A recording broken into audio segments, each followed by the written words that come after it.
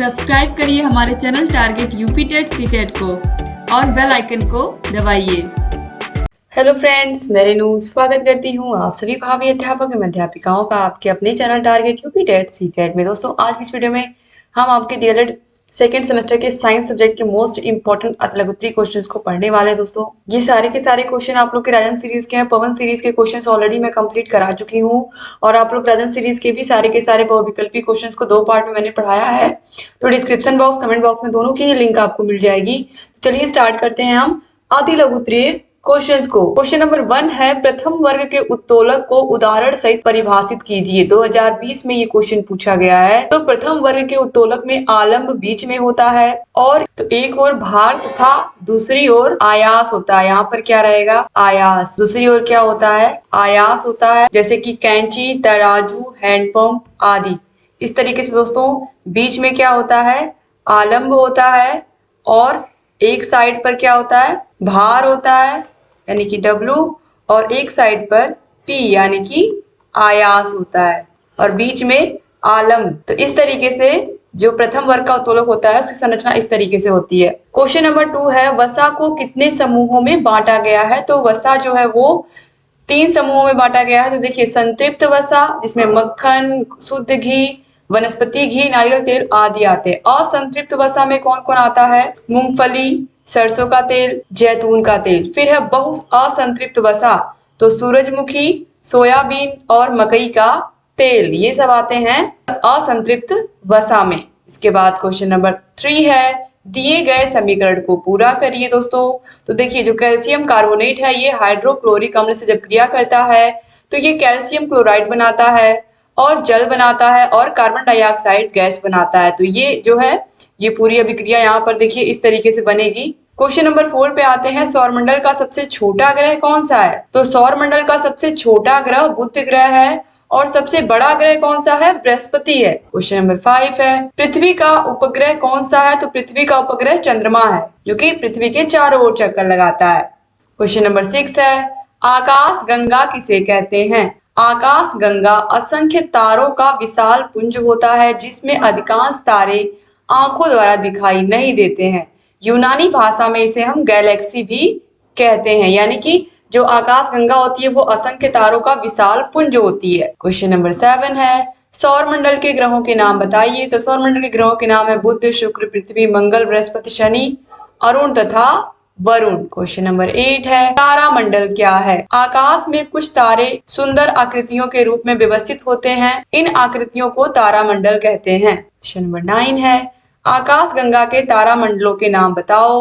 तो आकाश गंगा के तारामंडलों के नाम है वृश्चिक, ओरियन, सप्तर्षि और कृतिका। ये पवन सीरीज में भी ये सारे क्वेश्चंस थे। इसके बाद क्वेश्चन नंबर 11 है, छाया क्या है? जब किसी अपारदर्शी वस्तु को प्रकाश जाने वाले मार्ग में रख दिया जाता है तो वह प्रकाश को आर पार से रोक देती है। इस तरीके से आपको बस केवल एक तरीके से यहाँ पर मान लीजिए आपने कोई सामान खड़ा कर दिया है, अब सूर्य की किरणें इधर आ रही हैं तो ये जो किरणें आ रही हैं ये इसकी छाया कुछ दूर बनेगी, कुछ दूर छाया बनेगी, लेकिन यहाँ पर क्या रहेगा? सूर्य का प्रकाश नहीं रहेगा। जैसे कि कोई घर है, घर के सामने सूर्य का प्रकाश पड़ रहा है, कोई 2 मंजिला इमारत है, तो पीछे जो है तुरंत उसकी छाया बनेगी। उस सूर्य का प्रकाश जो है वो उस जगह पर नहीं पहुंच पाएगा, वहां पर क्या पहुंचेगी? इस सामान की छाया पहुंचेगी या इस वस्तु की छाया पहुंचेगी, इस घर की छाया पहुंचेगी। तो इस तरीके से जब किसी अपारदर्शी वस्तु को, अपारदर्शी जिसके आर पार प्रकाश नहीं जा पाता, चाहे वो कोई डिब्बा हो, चाहे वो कोई कह सकते हैं हम टीन की परत है या लोहे की परत है या चादर है या फिर घर है, जब इससे प्रकाश नहीं जा पाता है तो क्या होता है? ये प्रकाश को जब आर पार रोक देता है तो इसके पीछे वस्तु की छाया बनती है। तो देखिए, जब किसी अपारदर्शी वस्तु को प्रकाश जाने वाले मार्ग में रख दिया जाता है तो वस्तु प्रकाश को आर पार से रोक देती है, जिससे वस्तु के दूसरी ओर प्रकाशहीन क्षेत्र बन जाता है।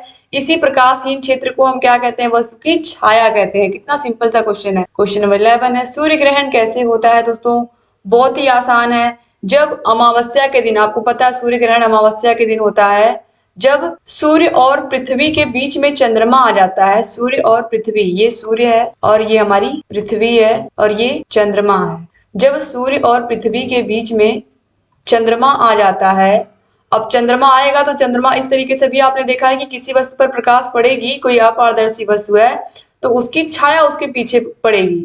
तो जो पृथ्वी है ठीक इसके पीछे अगर एकदम सीध में है तो अब इससे क्या होगा कि जो चंद्रमा की छाया है वो पृथ्वी पर पड़ेगी और पृथ्वी पर उतने भाग पर सूर्य दिखाई नहीं देगा। जैसे कि अभी आपने देखा कि कोई सामान आगे आ गया है तो उसके जस्ट पीछे जो जहां पर उस वस्तु की छाया पड़ रही है वहां पर सूर्य नहीं दिखेगा। तो सेम वही चीज है, पृथ्वी पर छाया पड़ रही है तो यहाँ से सूर्य का जो भाग नहीं दिखाई देता है या सूर्य का कुछ भाग नहीं दिखाई देता है तो उसे हम चंद्र ग्रहण कहते हैं, उसे हम सूर्य ग्रहण कहते हैं। और अगर पूरा भाग नहीं दिखाई देता है सूर्य का तो उसे हम पूर्ण सूर्य ग्रहण कहते हैं। इस तरीके से अमावस्या के दिन सूर्य और पृथ्वी के मध्य में चंद्रमा आ जाता है और चंद्रमा की छाया पृथ्वी पर पड़ने लगती है। इसी स्थिति को हम सूर्य ग्रहण कहते हैं। क्वेश्चन नंबर 12 है, चंद्र ग्रहण कब पड़ता है? तो बहुत आसान है, ये चंद्र ग्रहण पूर्णिमा के दिन होता है जब सूर्य और चंद्रमा के बीच में पृथ्वी आ जाती है। ये सूर्य है, ये चंद्रमा है और बीच में पृथ्वी आ गई, बीच में पृथ्वी आ गई। अब जब सूर्य की किरणें पड़ेंगी पृथ्वी पर तो पृथ्वी की छाया कहाँ बनेगी? चंद्रमा पर बनेगी।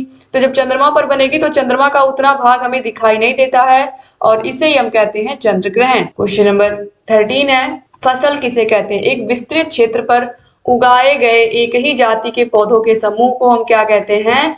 फसल कहते हैं। क्वेश्चन नंबर 14 है, फसल कितने प्रकार की होती है? तो फसल 3 प्रकार की होती है, खरीफ की फसल, रबी की फसल और जायद की फसल। क्वेश्चन नंबर 15 है, सिंचाई की प्रमुख विधियां कौन कौन सी हैं? तो प्रवाह विधि, क्यारी विधि, कुंड विधि, वलय विधि, वाड़ विधि और ड्रिप विधि। क्वेश्चन नंबर 16 है, कृषि के प्रमुख यंत्रों के नाम बताओ। तो हल है, पटेला, बखर, रेक, फावड़ा, ट्रैक्टर, हैरो, कल्टीवेटर, डिबलर, ये सब क्या यंत्र हैं खेती करने के। क्वेश्चन नंबर 17 है, मृदा अपरदन क्या है? तो मृदा अपरदन एक स्थान से दूसरे स्थान पर हट जाने को ही हम क्या कहते हैं?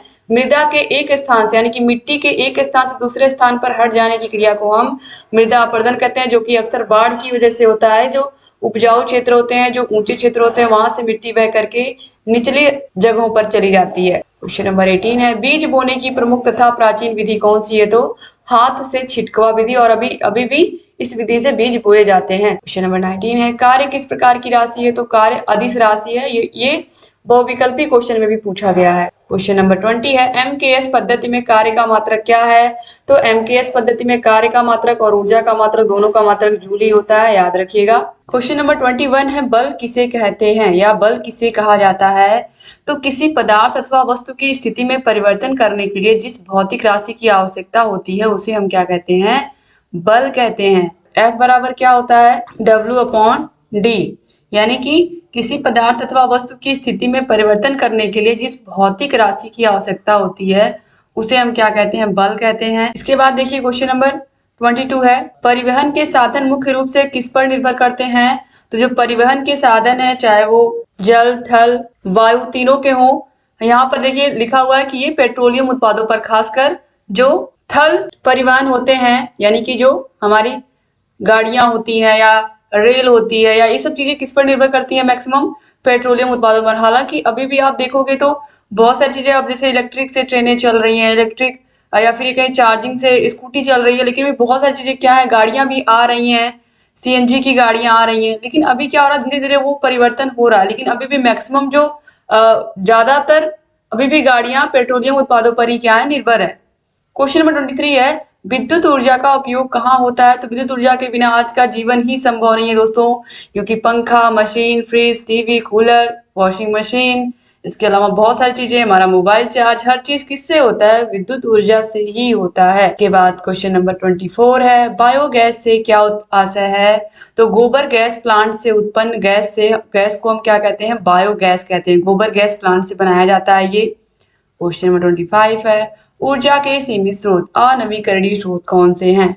तो ऊर्जा के सीमित स्रोत और अनवीकरणीय यानी कि पुराने, अनवीकरणीय यानी कि नए नहीं बल्कि पुराने, तो कौन कौन से हैं? पुराने यानी कि जो कभी भी खत्म हो सकते हैं, चाहे कोयला हो, पेट्रोल हो, डीजल हो, मिट्टी का तेल हो, एलपीजी गैस हो, ये कभी भी खत्म हो सकते हैं।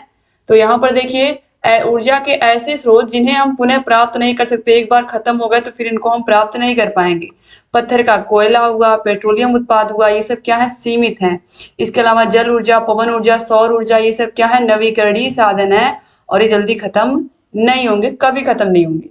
क्वेश्चन नंबर 6 है, आसवन विधि का उपयोग किस कार्य में किया जाता है? तो पेट्रोलियम से मिट्टी का तेल, पेट्रोल, डीजल आदि को निर्मित करने में आसवन विधि को अपनाया जाता है। क्वेश्चन नंबर 27 है, जीवाश्म ईंधन किसे कहते हैं? तो कोयला तथा पेट्रोलियम को हम क्या कहते हैं? जीवाश्म ईंधन कहते हैं। जीवाश्म ईंधन यानी कि जीवों के अंश से, तरीके से हम कह सकते हैं कि बहुत साल पहले पृथ्वी में उथल पुथल होने की वजह से जो पेड़ पौधे जीव जंतु थे वो नीचे दब गए और बहुत सालों के बाद यही क्या बन गए? जीवाश्म ईंधन बन गए, जो हमें कोयले और पेट्रोलियम के रूप में प्राप्त हो रहे हैं। क्वेश्चन नंबर 28 है, ऊर्जा के असीमित स्रोत यानी कि नवीकरणीय स्रोत कौन कौन से हैं? तो भी आपको मैंने बताया भी है। नवीकरणीय स्रोत में वायु, जल, वायु ऊर्जा, जल ऊर्जा, बायोगैस, सौर ऊर्जा, ये सब क्या है? ये ऊर्जा के असीमित स्रोत है जो कभी खत्म नहीं होंगे, इसीलिए इन्हें हम नवीकरणीय ऊर्जा के स्रोत कहते हैं या असीमित ऊर्जा के स्रोत कहते हैं। ये क्वेश्चन बहुत इंपॉर्टेंट है दोस्तों, बहुविकल्पी में भी पूछा गया है और अतिलघुत्री क्वेश्चंस में भी पूछा गया है आप लोग के एग्जाम में। क्वेश्चन नंबर 29 है, रुधिर को ऊर्जा कहाँ से प्राप्त होती है? यानी कि रुधिर यानी कि जो हमारा रक्त होता है, जो हमारा ब्लड होता है, उसको ऊर्जा कहाँ से मिलेगी? ऊर्जा पूरे शरीर को कहाँ से मिलती है? भोजन से मिलती है ना, तो यहाँ पर भोजन हो जाएगा। क्वेश्चन नंबर 30 पे आते हैं, जीवन के अस्तित्व को बनाए रखने हेतु कौन से साधन आवश्यक होते हैं? तो जीवन के अस्तित्व को बनाए रखने हेतु भोजन, कपड़ा, मकान, यातायात, शिक्षा एवं मनोरंजन के साधन अति आवश्यक होते हैं। क्वेश्चन नंबर 31 है, वैकल्पिक ऊर्जा के कौन कौन से स्रोत हैं?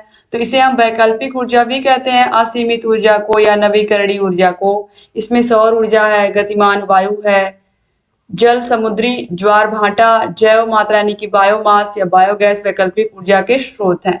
इसके बाद देखिए क्वेश्चन नंबर 32 है, सोलर कुकर से क्या तात्पर्य है? इसका उपयोग कहाँ होता है? तो सौर ऊर्जा को ऊष्मा के रूप में एकत्रित करके इसको सोलर कुकर द्वारा भोजन पकाने में उपयोग करते हैं, यानी कि इससे हम क्या बनाते हैं? भोजन बनाते हैं।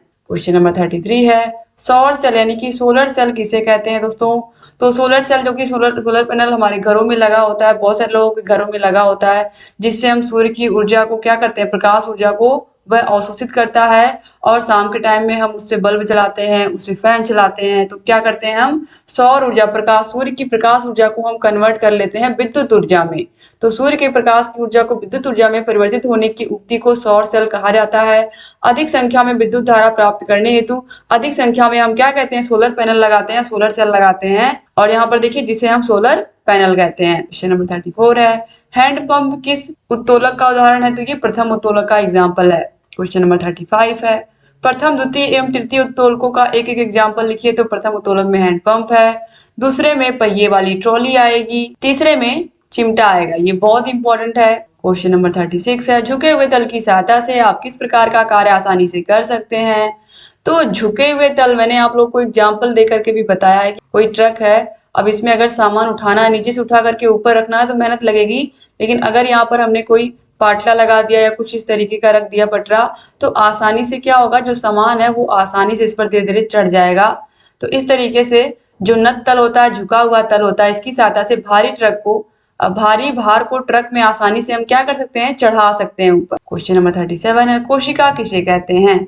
मानव शरीर जिन असंख्य छोटी छोटी इकाइयों से मिलकर के बना है, इन्हीं इकाइयों को हम क्या कहते हैं? कोशिका कहते हैं। क्वेश्चन नंबर 38 है, केंद्रक क्या है? केंद्रक कोशिका का सबसे महत्वपूर्ण अंग है। यह कोशिका के बीच में स्थित होता है और कोशिका रस का ही सघन पिंड है। यह अधिक गहरे रंग का होता है, अतः इसको कोशिका में आसानी से पहचाना जा सकता है। केंद्रक ही कोशिका का क्या होता है? जीवन होता है। क्वेश्चन नंबर 39 है, केंद्रक जीवद्रव्य क्या है? तो केंद्रक के अंदर गाढ़े तरल एवं चिपचिपे पदार्थ को हम केंद्रक जीवद्रव्य कहते हैं। क्वेश्चन नंबर 40 पे आते हैं, कोशिका के प्रमुख कितने अंग होते हैं? तो कोशिका के प्रमुख 3 अंग होते हैं। कौन कौन से? कोशिका भित्ति, कोशिका द्रव्य और केंद्रक। क्वेश्चन नंबर 41 है, उत्तक कितने प्रकार के होते हैं दोस्तों? तो उत्तक यहाँ पर देखिए निम्न प्रकार के होते हैं, उपकला उत्तक, संयोजी उत्तक, संवहन उत्तक, पेशी उत्तक और तंत्रिका उत्तक। क्वेश्चन नंबर 42 है, जीवन की आधारभूत क्रियाएं क्या हैं? श्वसन, पोषण, उत्सर्जन, परिसंचरण, नियंत्रण तथा समन्वय, वृद्धि तथा प्रजनन। क्वेश्चन नंबर 43 है, जीवधारियों में प्रजनन की कौन सी विधियां होती हैं? तो वर्धी प्रजनन, अलैंगिक प्रजनन और लैंगिक प्रजनन। क्वेश्चन नंबर 44 है, सोलर पैनल का प्रयोग विशेष रूप से कहाँ किया जाता है?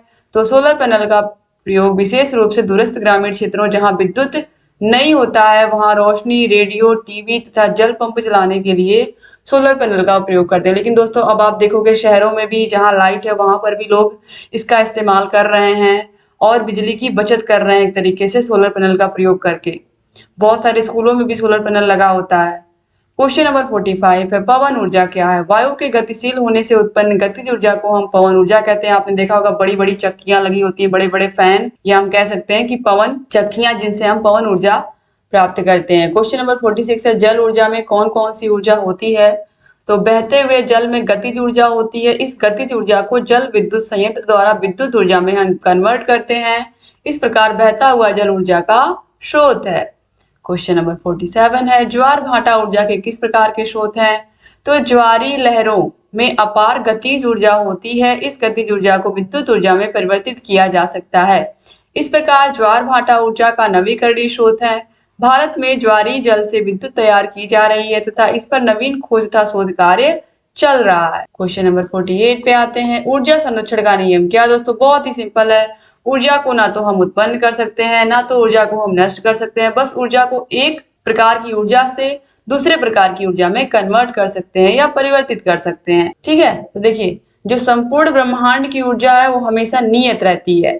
ऊर्जा के संरक्षण के अनुसार ऊर्जा का विनाश नहीं किया जा सकता है, केवल एक प्रकार की ऊर्जा को दूसरे प्रकार की ऊर्जा में हम परिवर्तित कर सकते हैं। ऊर्जा ना तो उत्पन्न की जा सकती है और ना ही नष्ट की जा सकती है, यानी कि पूरे ब्रह्मांड की, पूरे यूनिवर्स की जो ऊर्जा है, जो एनर्जी है, वो हमेशा कांस्टेंट यानी कि नियत रहती है। क्वेश्चन नंबर 49 है, सरल मशीन किसे कहते हैं? ऐसे साधन जो कार्य में सरलता, सुविधा तथा तेजी से कार्य करने में सहायक होते हैं उन्हें हम क्या कहते हैं? सरल मशीन कहते हैं। क्वेश्चन नंबर 50 है, सरल मशीन का एक एग्जाम्पल प्रस्तुत करिए। तो सरल मशीन का सबसे अच्छा एग्जाम्पल है चाबी। इसके अलावा दोस्तों पेच है, घिरनी है, कैंची है, ये सब सरल मशीन में आते हैं। चिमटा भी आता है। तो इस तरीके से आपने टोटल 50 क्वेश्चन कर लिए। बाकी के क्वेश्चन हम सेकंड पार्ट में पढ़ेंगे। तो उम्मीद करती हूँ वीडियो आपको पसंद आई होगी और आप लोग इस वीडियो को जरूर शेयर करोगे अपने कॉलेज के फ्रेंड्स को।